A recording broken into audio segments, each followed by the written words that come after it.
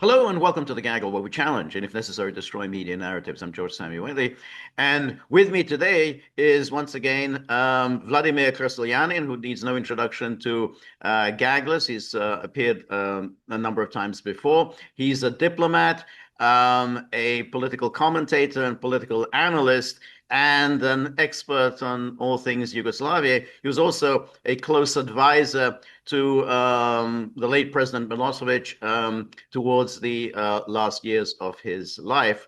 And so, Vladimir, welcome.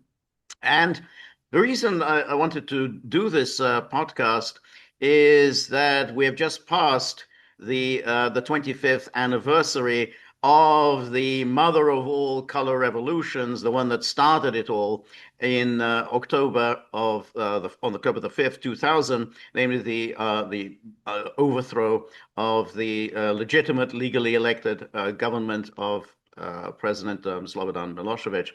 And so I want to go over what actually happened on that day, and then we can just draw some conclusions about color revolutions of the past and the future.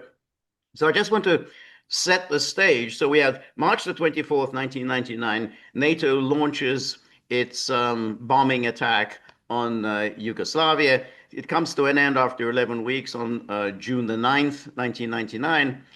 And then we have an election in September of 2000. Now, there are a couple of odd things about that election because in the first place, Milosevic did not have to hold that election. His term in office did not expire until the summer of 2001.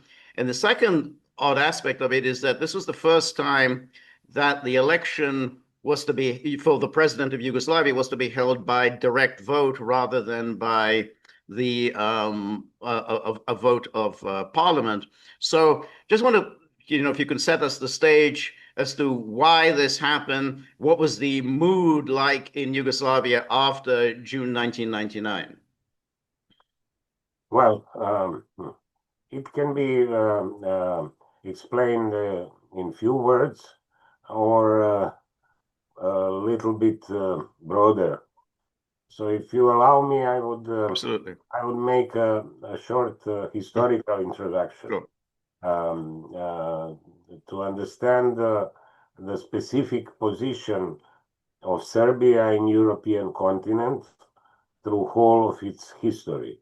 And then perhaps the 5th of October Sure. events will be more understandable. Mm-hmm.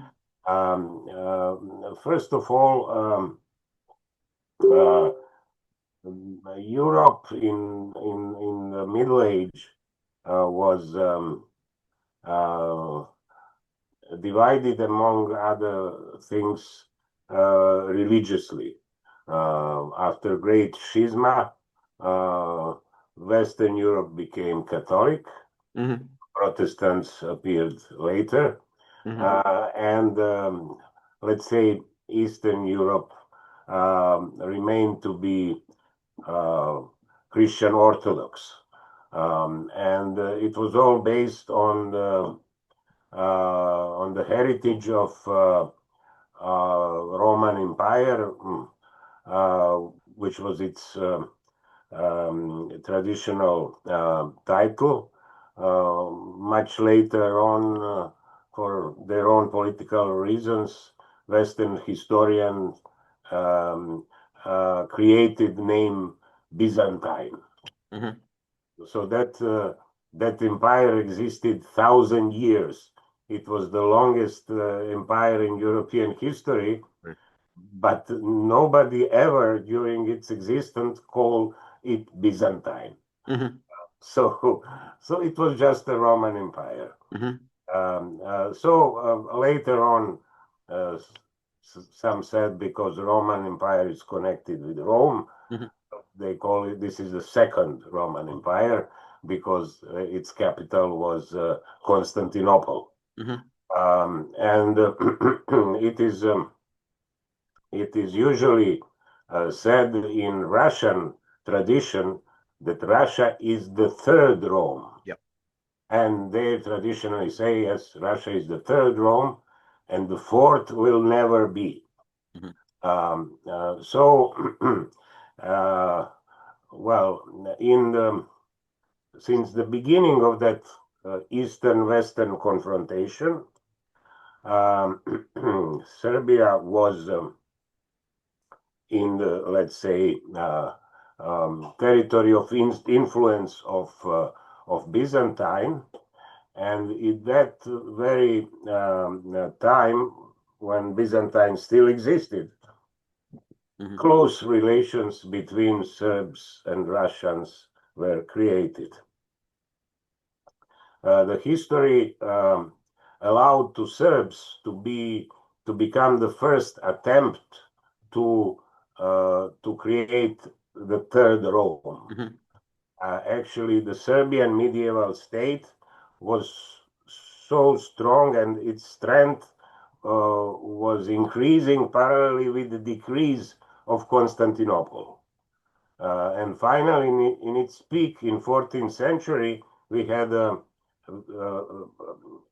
Dušan's empire of Tsar Dušan, as we say, which was in fact something instead of Byzantine.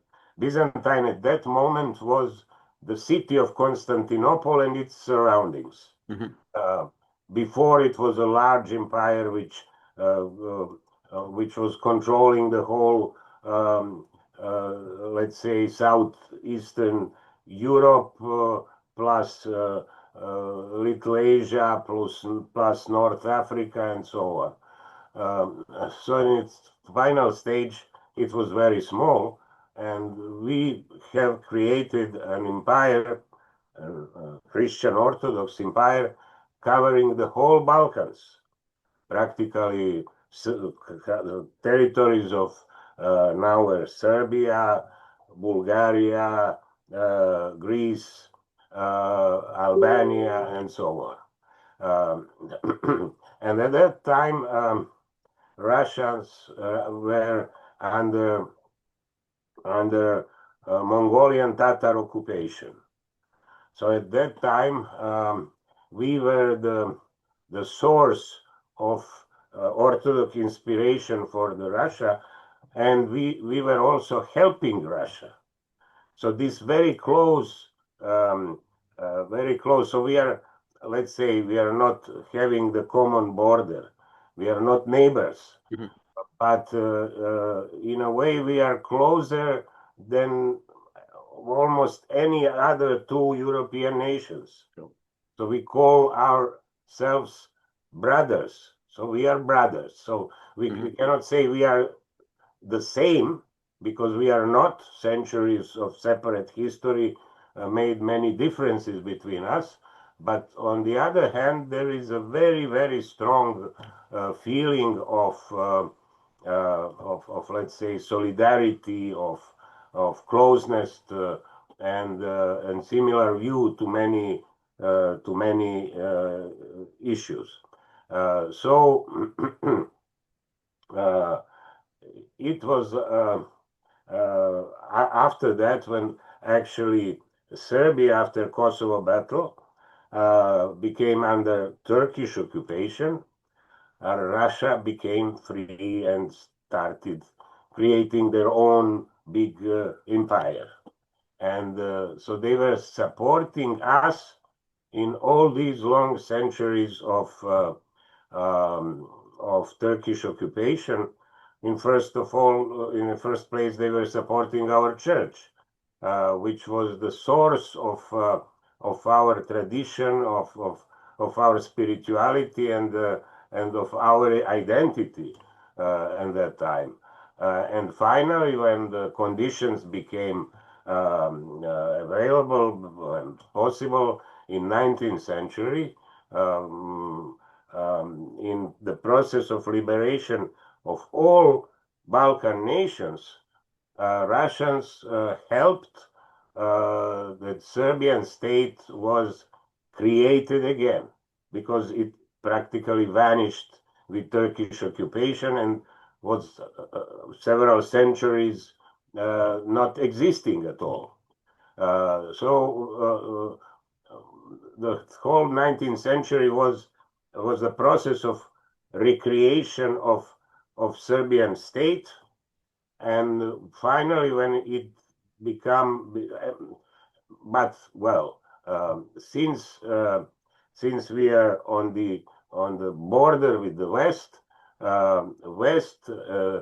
and in the face of Austro-Hungarian Empire, which was our closest neighbor, was attempting to take control over that territory. And they were doing it in many different ways. One way was trying to make religious conversion. So practically all worst Croatian Ustashi, those who performed genocide against Serbs in the Second World War, were ex-Serbs converted to Roman Catholicism and finally forced to accept that they are Croats. So as whenever you have such type of converts, it's known in different areas of the world. Just a question: what was the origin of this intense hostility towards Serbia on the part first of the government in Vienna, Austria-Hungary, and then of Imperial Germany itself? Because they started World War I on the basis of this hostility towards Serbia. That was the rationale for the ultimatum and everything, because they wanted to crush Serbia. What was the reason for that? Why were they so anxious to crush Serbia? Well, it can be understood, I think, in one way, that although they were not completely united in that approach. Mm-hmm. The most absurd thing was that one of the weakest persons with almost different approach towards Serbs was the Archduke Franz Ferdinand, who was killed by Serbs in 1914. Yep. He was someone who was advocating turning of double monarchy, Austro-Hungarian, into triple monarchy, mm-hmm. Which would be Austro-Hungarian Slavonic, something mm-hmm. like that. Right. They already have within them parts of Slavonic people, of Poles, Czechs, Slovaks, Croats, and so on. But it seems that they never trusted Serbs as because of their closeness to Russia, and they had some experience with them because there were Serbs within Austro-Hungarian Empire who had a special status.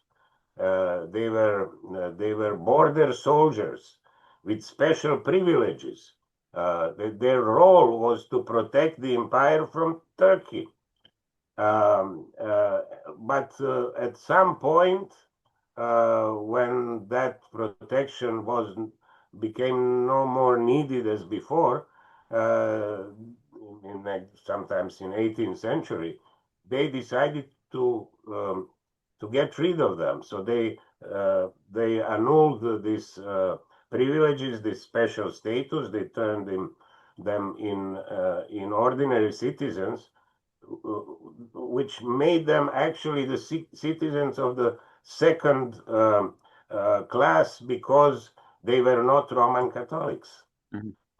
And at some point in 18th century, when relations between Austro-Hungary and Russia were good, the Austro-Hungarian Empire allowed to many of these Serbs to move to Russia.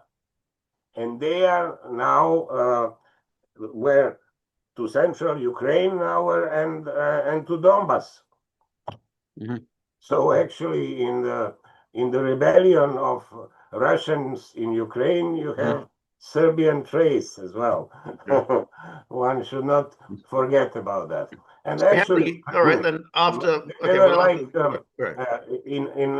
in war with Napoleon, there were like 20 prominent Russian generals in Russian army who were Serbs from Austro-Hungary. It's all kind of funny, but actually it turned, and plus, you should not forget that that behind the first World War were British Empire. So their plan was to produce the clash between biggest competitors of them and to weak or even to destroy these empires. So they practically succeeded in all of that. After the First World War, there were no more Austro-Hungarian and Russian Empire, and Germany was, with Versailles Agreement, put under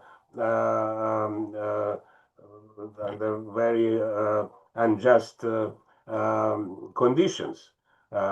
So in that, at that very moment, we had a very strong wish of Austro-Hungary to occupy Serbia, and by that to practically control all the Balkans and so on. So that was very hard. And that was the attitude after the end of Yugoslavia from 1989 on, was that whole plan of initially Germany, Austria-Hungary, then subsequently Nazi Germany, and then subsequently of NATO, which is to bring the Balkans under Western control and therefore, eliminate all opposition to the Western control of the Balkans. Well, in a way, yes. So actually, why Yugoslavia was created? It was, I mean, the only thing which in a way can justify Serbian decision to create this bigger state was that Serbs and Croats were very much mixed in territories of now Croatia and Bosnia in the first place. So it was not possible to make just border between them without war. And since Serbs and Croats speak the same language, there were many people who said we are brothers, we shouldn't fight against each other. And actually, when they felt that Austria-Hungary is falling down, Croats decided to embrace Serbs as a tool to get their own state, to get free of, because they were the people of the second class, only within the empire. Only Austrians and Hungarians were first class. Everybody else was, something else. So and the Western powers accepted that because they were all the time afraid of the Russian influence. So instead of having great Serbia, which would certainly be close to Russia, they supported creation of some bigger country in which Serbs would not be totally dominant. Of course, they were the biggest nation, and they liberated others. So the Serbian dynasty was ruling Yugoslavia between two wars, The Kingdom of But it Yugoslavia was not had, Serbia still, but Kingdom of Yugoslavia and the Soviet Union during the interwar years, the relations were not good. I mean, they had very poor relations during those years. Well, in the history of brotherly Serbian-Russian relations, 20th century is very specific. Mm-hmm. We were together only during the wars. Mm-hmm. First and Second World War, we were fighting on the same side. But between the wars, for instance, Serbia, of actually Yugoslavia, was one of the most important countries to host white Russian immigrants from Russia. So Yep. our dynasty was strongly against communism. Yep. But when Yugoslavia fell down in the Second World War and the state and its army were destroyed, practically the only, again, nation capable and willing to fight back were Serbs. So actually, okay, there were legends about brotherhood and unity and so on, but these were political slogans. Actually, 80 to 90% of all Tito's partisans were Serbs. And even those Chetniks, who were other resistance movement, but more on under Western and especially British influence, they were not successful enough, and practically majority of those Chetniks, all of them who were sincerely willing to fight for liberation, they joined the partisans during the war. But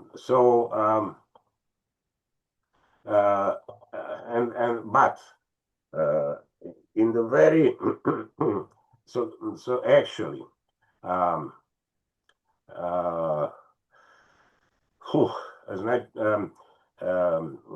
the communist, the members of the prohibited Communist Party were on the top of partisan resistance. And they were inspired, of course, by Soviet Union, in fact, by Russia, because it was traditional Serbian feeling. Now only we changed the slogans, but in Tito and his Soviet propaganda of Stalin's era would say Tito and his clique. Mm-hmm.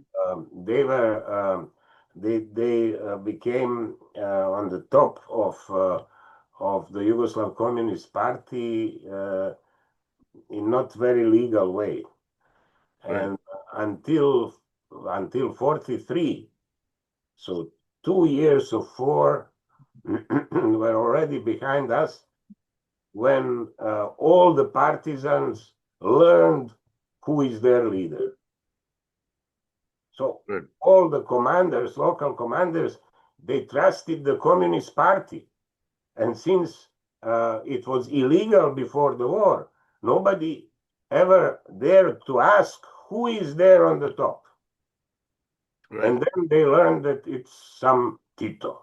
And then, of course, Tito had a falling out with Stalin, and that was really one of the first big rifts within the communist movement. And that was kind of an unusual event, because up until this falling out in 1948, relations had been quite good between the Soviet Communist Party and the Yugoslav Communist Party. So just very briefly, what was the origin of this rift between Tito and Stalin? Trying to be brief, but it's not so easy always. So actually,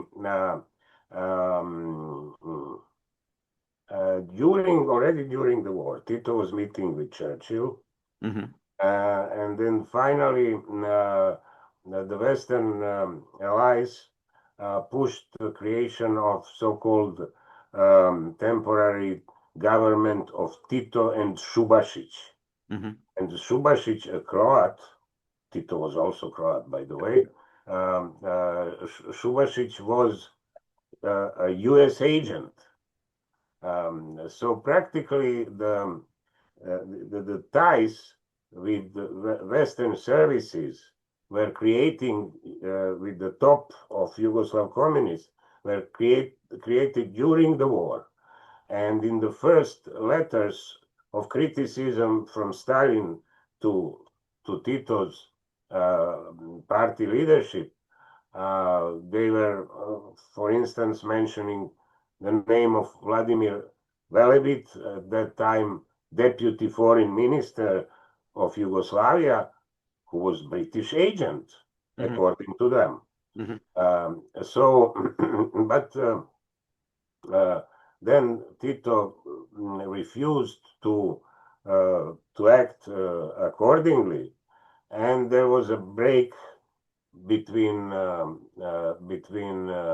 Yugoslavia and Soviet Union, which was healed but not totally during Khrushchev time. So there was never total confidence on the Soviet side towards Yugoslavia because of its ties to the West, which were increased after the break with Stalin. So we were the only, and that's my point, which links us directly to the 5th of October.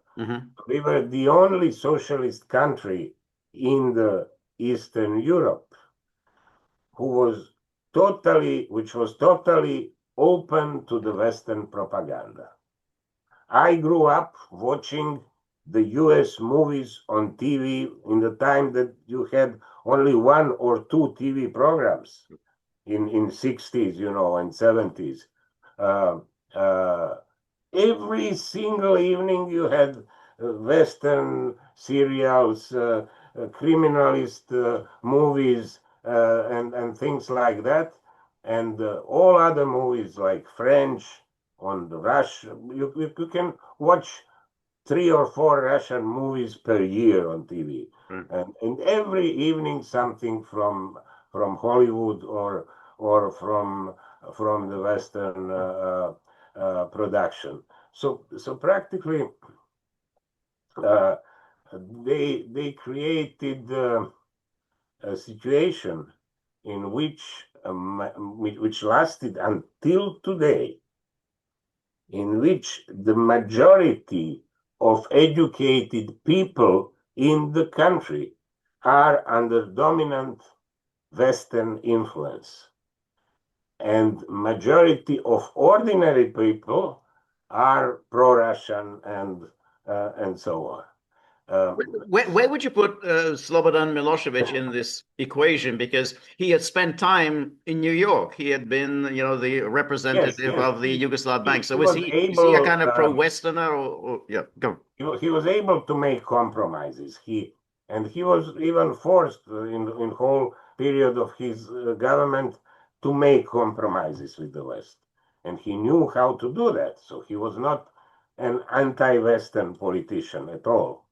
But on the other hand, he and those who supported his rise to power belonged to the genuine Serbian communist partisan forces, those who were practically liquidated after 1948 and Tito-Stalin conflict, because we had a concentration camp for Russophiles at that moment on the island of Goli in Adriatic, and we can say that practically all true communists who were leading the resistance in the Second World War, except few who decided to stay with Tito, everybody else were eliminated. So you had a you had a party which was only called communist, and they don't change that name, so they were not anymore a communist party like all other parties in all other countries. They became a league of communists. So they wanted to be different in all elements, so practically, but since Serbs were majority of partisans, some of the true patriots and true communists survived all that in the Serbian secret forces, secret services, and so on. So this, let's say, fraction supported Milosevic's rise to power. So Milosevic was a true patriot. He was a communist in the first place, but in modern terms, like Chinese communists, let's say, someone who understands that we need market, that we need this and that, but who would never give up from idea that the state should preserve and guarantee the social justice in the society. So that was the principal reason. So there were two big reasons. Yeah. Yes, continue. Yes. So actually, the West never trusted Serbs, and then on the top of Serbia, true Serbs came with the ideas were, by logical, by historical logic, pro-Russian as well. So actually, when they wanted to break up Yugoslavia, why Yugoslavia needed to be broken? Because it was very specific, and it was time of unipolarity. When they wanted to make whole Europe flat under their control, and with such very specific Yugoslavia, you couldn't do that. So the only way was to destroy it. And in that destruction, you have to blame Serbs. In spite, Milosevic was the one of the leader of all republics and nations who was fighting for preservation of Yugoslavia more than any other. But it's also interesting, just going back to the point you were making, is that even under Tito, he always seemed to pursue an anti-Serb policy. I mean, he always wanted to push down the Serbs. I mean, he removed Rankovic. Rankovic had been one of the biggest leaders within the Yugoslav Communist Party. He removed Rankovic. And then even after the Croatian Spring, which was basically just a real revival of, Ustasha fascism, Tito cracked down on that, but then he immediately cracked down on the Serbs. And then he came up with this constitution, this 1974 constitution, which was, I think, is a disaster for Yugoslavia. It just made it ungovernable. So it was interesting that the West took up the theme of Tito, which is always to be against the Serbs. Well, I mean, there was no other way. So either the West would allow Yugoslavia to become something specific within the new Europe, or to destroy it, and destruction went the only way they could imagine, because their main principle for centuries is divide and rule, and so they used all the historical controversies. They practically used all immigration organizations, fascist immigration organization of Ustashi, of Balists, of and so on, who were kept alive in Western countries, in United States, Great Britain, Switzerland, and so on. So they brought them back to Yugoslavia to make the war worse. So actually, it was very similar to what the West now is doing in Ukraine. Mm-hmm. They're using against Russia remnants of the fascist organizations the same way like they did in 90s against Serbia. After they failed to achieve their goals in NATO 99 aggression, they decided to use all their potentials, which were not small at all, to remove finally Milošević from power. This is what kind of interests me, because in 1999, March through June 99, the Serbs resisted. It was an amazing performance, an amazingly brave performance. You were taking on NATO. For 11 weeks, they resisted. And, Milošević, you'd have to say, this was a heroic stance that he took. He could easily have been killed. I mean, you'd have to think NATO would absolutely target him and assassinate him. So he stood up for the interests of the Serbs. And I think he won concessions from the West. The UN Security Council Resolution 1244, there was significant concessions that the West had to give Yugoslavia. But then what happened from that moment on, when he had done this, he had heroically stood up to NATO. How did it come about that a year later, the same people he would have difficulties getting reelected? Well, first of all, you have to understand that many Serbs are not able to, they can be very brave, but they have a choleric character. So they tend to achieve their goals in some short performance.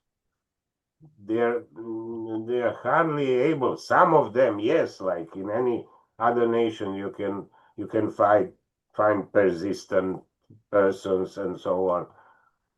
It seems there are not so many in Serbia, and actually the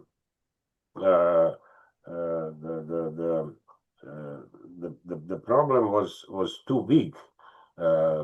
We passed 90s with UN sanctions. Yep.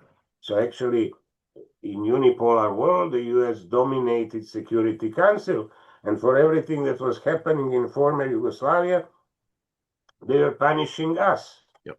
So we had social problems because of that. And finally, we got that bombing. We resisted very bravely, but in the last months of bombing, and Milošević was very aware of that when he was signing the deal with Chernomyrdin and Ahtisaari, Yep. that people cannot stand anymore, and they were threatening. Maybe it was a bluff, but he couldn't risk with cover Yep. bombing, which actually started in Pastrik area in Kosovo, Right. because they really, and he had his own secret services. It was known that since the aggression lasted much longer than they expected, they thought they would finish that in a week or something like that. But they were forced to fight against us 78 days. So they spent all stocks of the cruise missiles and other clever bombs and so on. So they had to return to technology of Vietnam War, B-92 and cover bombings. So what you're referring to is that there was the meeting. Martti Ahtisaari of Finland, Viktor Chernomyrdin came to Belgrade, issued an ultimatum to Milosevic, and Milosevic said, "Well, what happens if I don't sign?" And then Martti Ahtisaari just gave this gesture and said, Belgrade would be leveled. Something like 500,000 would be killed. Now, as you say, it might have been a bluff, but if you're the president of a country, you have to take that seriously. And what was going to stop NATO from doing this? So, that's why he ultimately signed. I mean, they were basically saying, we're going to destroy, we're going to wipe it out. It's going to be worse than anything Hitler did to Belgrade. Yes, and some people, some patriotic opposition or whatever, here still criticizing Milosevic, why he accepted that. That's right. So there was no, actually, all decisions he was making during 90s and especially during the war were forced. He was cornered all the time, and there was, in the last years of 90s and during the war, the Russian support started to increase. It was already felt by him, but it was not enough to change the situation. But it was increasing, and that's why he made, and that's a good precedent. In spite, nobody, even with our government in Serbia, is not daring even to mention that as a possibility.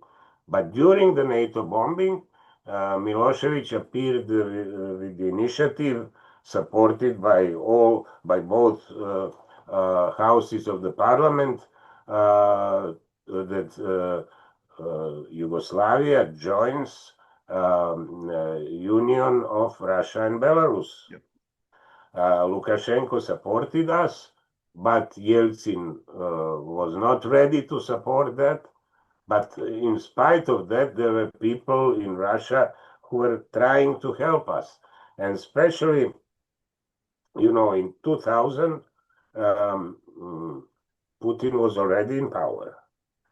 And he very well felt that Russia is in debt to Serbia. So our famous agreement with Russia on free trade was signed in the end of August 2000, before the 5th of October, meaning with Milosevic government. And practically, it was the Russia who helped, in fact, both Milosevic and Serbia to finish the 5th of October event peacefully. So practically the next day, Russian Foreign Minister Ivanov came to Belgrade. He actually supported peaceful transition of power, and he forced the new DOS government to guarantee safety to Milosevic and his family. And he was even ready to take Milosevic immediately with his own plane to Moscow.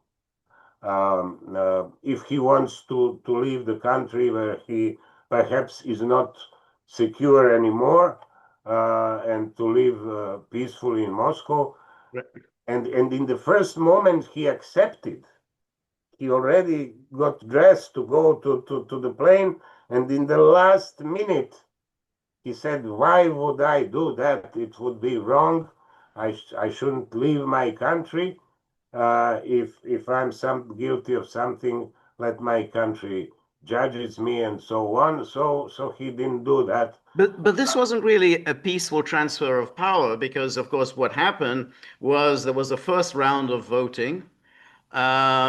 the Milosevic had lost that first round, but Koštunica had not achieved the 50+1% of the vote. All the ballot papers were burnt. So what then happened was that essentially an armed coup to overthrow Milosevic. We're not going to have a second round. They say we're not going to have a second round, even though the chances are that Koštunica would have won. We're not going to have a second round. So when you do that, that's already not a peaceful transfer of power. So therefore, this was a coup. That's what it was, the overthrow of and the neglect of any kind of a constitutional procedure. Yes, but we should not forget about something. When they were preparing the coup, they created their own organizations like Otpor. They helped with money and instructions that all anti-Milosevic opposition gets united. It is very hard to achieve political unity among Serbs in all our history. And actually they imposed them. They made their own polls who might be eventually the candidate who can win Milosevic.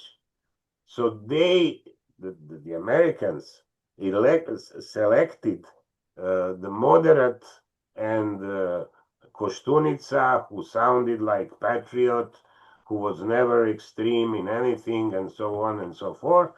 So, but parallelly with all these preparations, they were recruiting the fifth column, and it was the crucial for the success of the coup. So actually, what happened exactly on the 5th of October, which made possible the legalization of the coup.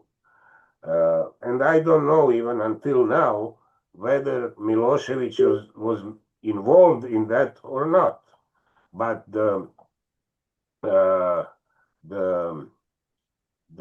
federal Supreme Court, which was the highest body to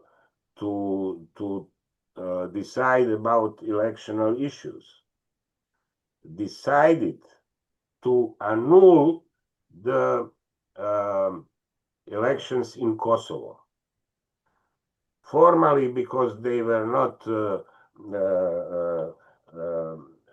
actually, you can imagine that only Serbs voted in Kosovo, nobody else. But since the security situation there was weak, they voted only until 5 p.m., not until 8, as in other parts of the country. So they made, they created a way to artificially legalize the result. So because the Serbs of Kosovo voted for Milosevic. So yes, by annulling the vote there, they just took away from Milosevic these votes. It was not crucial. The crucial was to find a way to make the general number of votes smaller. Yeah. So that Koštunica gets more than 50%. Okay. Mm-hmm. And then the second round is not needed. So already in the morning of 5th of October, by that decision of the court, there was no need for 5th of October burning of parliament and all other shit, because they could peacefully make a transition of power. But why they did burning of the parliament and everything else? Because they planned the coup. They didn't want just to remove Milosevic. They wanted to remove all officials in municipalities, in state companies, and so on, which were linked to his party. And they did it in few months by terror, by simple terror. So they were creating some informal committees everywhere, which were entering the municipalities, the companies, and so on, and forcibly, illegally changing the directors, changing the, everything. So that was the real coup. So people, when someone watches that from some country far away, it is simplest for everybody to say, oh, Milosevic was removed by the coup, and that was it. Well, it was not exactly like that. Actually, he was removed by the not the by the classical coup, but by the penetration or by involvement of the Western influence in all levels. So if the only reason why it was not the worst for the for those in power, why Milosevic and maybe 10,000 other people which were on the list were not killed, it is because of the two reasons. One reason was Koštunica himself, who did not want that, and they had to respect him because he was the only political capital they really had. Yep. And the other factor was Russia, so which was demanding peaceful transfer of power. So it was peaceful relatively. So Milosevic was replaced by Koštunica peacefully, but replacement of everybody else, of all these 40,000 people were removed from all other levels of power in Serbia during a couple of months. Some of these people were making suicides. For most of them, the life was destroyed by the way they were replaced. So that was the real sad consequences, and consequences of that shit we have not been overcame yet. So that's a very important point you've just made. The real coup wasn't so much the overthrow of Milosevic, but what came afterwards, the purge throughout Serbia of everyone who was associated with the previous regime. So throughout all the businesses, government, and everyone, that was the real coup. Yes, and that can explain why even today, 25 years after that coup, we don't have any political party in Serbia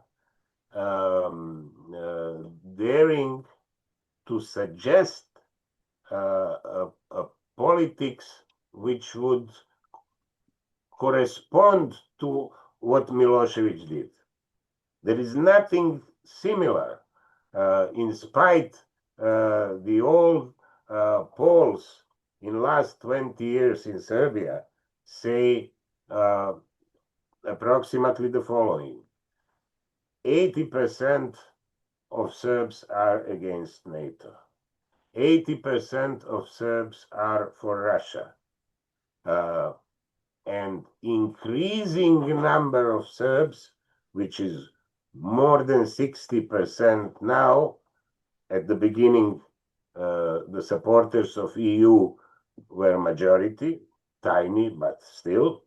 But now, clear majority of Serbs is even against European Union. Isn't that enough reason to have a party which would base its program only on these three simple facts? But you don't have that party here, because Why isn't it's forbidden, because you know, the country is networked by the Western network of influence, you know, the media, secret services, and so on. Now, a couple of other things. In June 28, 2001, Slobodan Milošević is handed over to the ICTY. Now, this was in flagrant violation of the Constitution. There was no extradition treaty. The Constitutional Court had ruled that there was to be no such decision to be made because the Constitution said, no, we cannot transfer him. Nonetheless, Zoran Djindjic went ahead and did this. Again, totally illegal, totally unconstitutional. So why wasn't there more of an uproar within Serbia over this blatantly illegal and disgusting, really truly disgusting thing to do, which is to hand over your leader to his enemies? Well, Djindjic did it under Western pressure, and as a part of this process, which I just emphasized, of removing from the political scene not only Milošević, or not in the first place Milošević, but his ideas and his politics as well. You know, the destiny of Djindjic himself is also very indicative. Actually, he was someone whom the West never fully trusted. Why? Because he was, I mean, Americans never fully trusted, and Brits perhaps, because he was asset of Yugoslav Secret Service and of German Secret Service in the first place. The second he became in his doctoral studies in Germany. So actually they took him because there was no better solution, and he was the most active, let's say, leader of the opposition. Not popular among the people, but useful for their interest. So he got a lot of power, becoming the prime minister, you know, in the country which you don't have a presidential system. It was the biggest power, in fact. But after what he did to Milošević and to others, but and at the same time he started to put questions. One can check his interviews in the months before his death, when he was saying reasonable things about future destiny of Kosovo and so on. So they were afraid, oh, this guy can eventually go on trace of Milošević. So they decided to kill him in order, among other things, to use his murder as an excuse for further purification or extermination of constructive factors in Serbia. So actually, that was the second wave of terror. Several thousand of people were arrested in the martial law after Djindjic's assassination.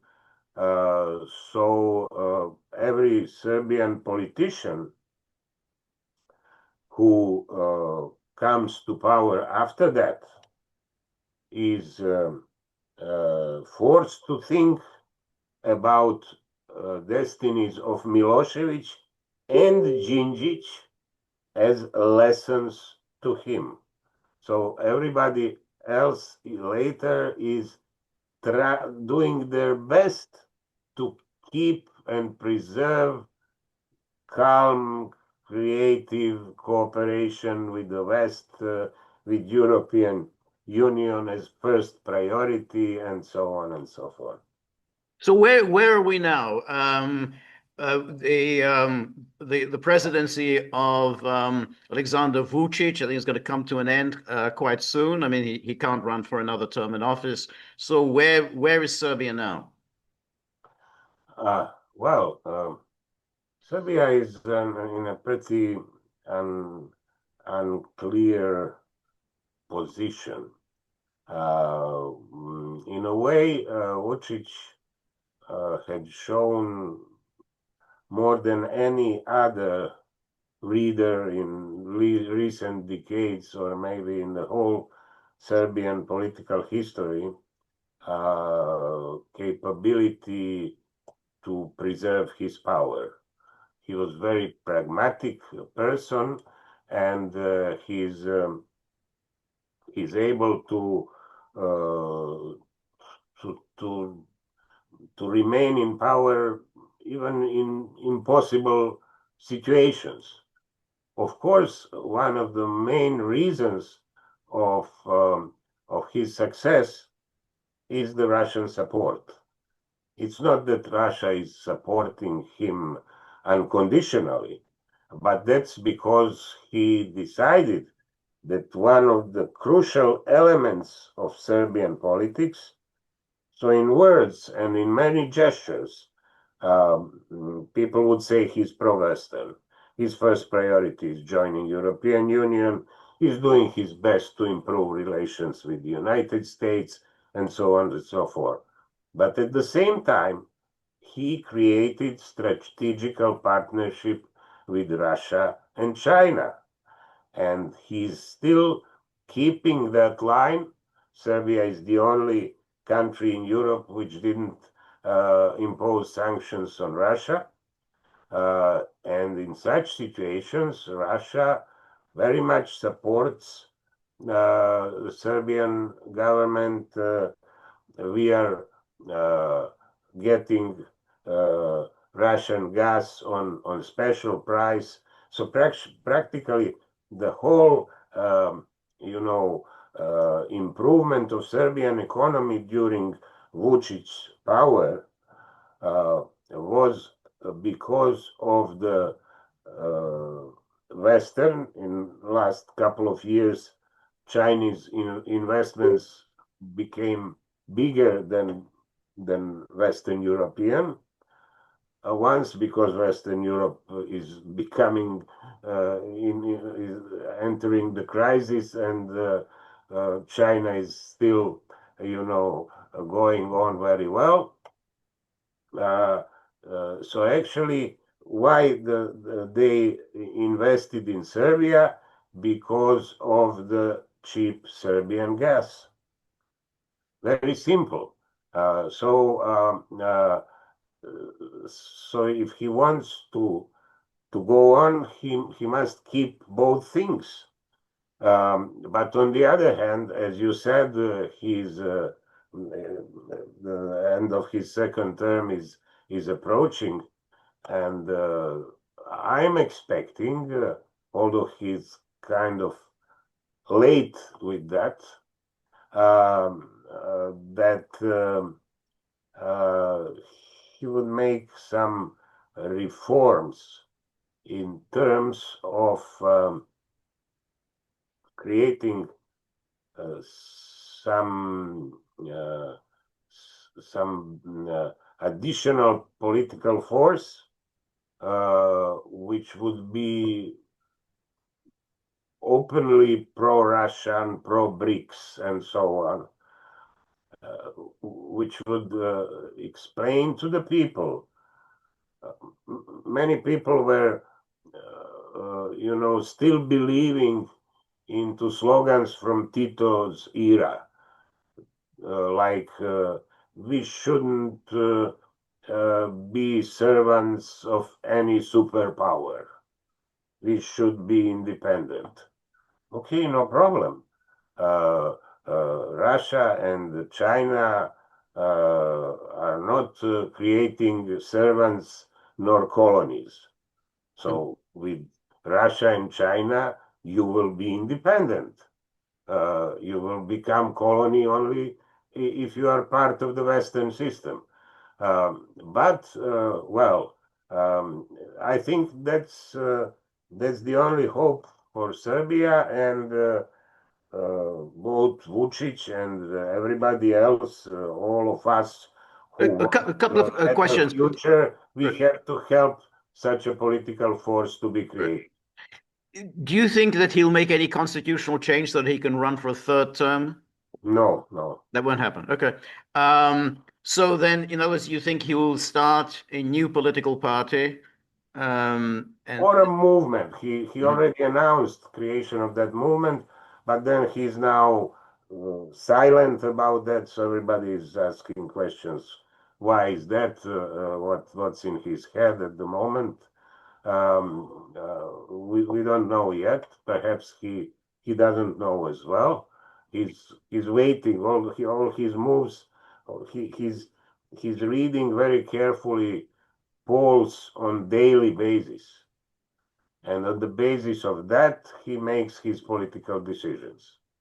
The protest movement currently in Serbia, do you see any future for that, or is that going to fade out?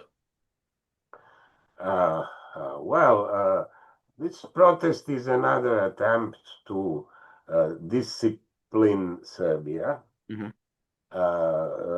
so that it remains in Western sphere of influence. I think it's not able to do more than that. It's just a threat to Vučić. If you go on way of Milošević, you can end like Milošević. So we prepare the colored revolutions for you. But when you look much closely, the political potentials of those who are against him, and the moves of the government, you see that it is kind of game, which helps both sides to buy time, and to postpone the moment when Serbia will have to decide on which side it is. And since it was never on the wrong side of history, we hope it won't be this time as well. All right. Well, on that hopeful note, thank you so much, Vlada. Really appreciate it. It was a fascinating history lesson, really fascinating insights. And thank you so much for joining us, and look forward to speaking to you again very soon. All the best. Bye-bye. Thank you very much, George.